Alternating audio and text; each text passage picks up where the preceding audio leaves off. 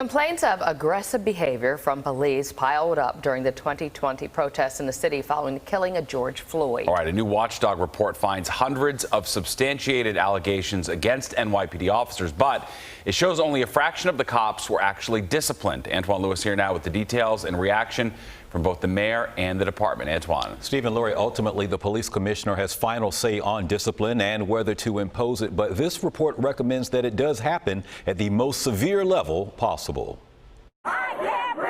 In the weeks following the murder of George Floyd in the summer of 2020, New York saw Black Lives Matter protests fill the streets. Tensions between the NYPD and demonstrators reaching a boiling point on many occasions. In the aftermath of those protests, the CCRB, the Civilian Complaint Review Board, an independent NYPD watchdog agency, has found substantiated allegations of police misconduct, recommending disciplinary action against 145 officers, saying that 88 of them should get the highest level of reprimand, which could lead to an administrative trial and ultimately termination. Chris Dunn is legal director of the New York Civil Liberties Union. Well, what we know from videos and from interviews with our clients is that police officers were striking people, they were knocking people down, they were using all kinds of force on them, they were falsely arresting them. There was a wide range of abusive police response. The board reported challenges during its investigation, accusing some officers of covering their names and badges to hide identities, as well as improperly using body cameras. Of the 145 officers recommended for discipline, the NYPD has finalized 44 cases and imposed discipline against 18 officers, only 12% of the 145 cited by the CCRB.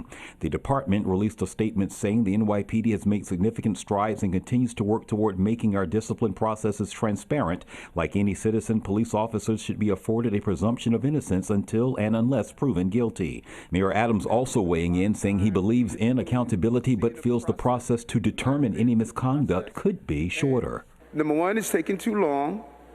Number two, there needs to be a clear standard based on the cases. And the police commissioner and I are saying, how do we revamp so that we can ensure justice prevails?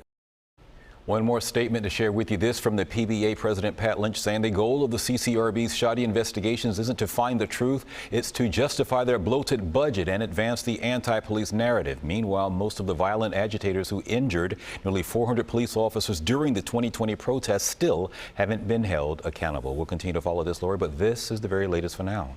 All right, Antoine, thank you.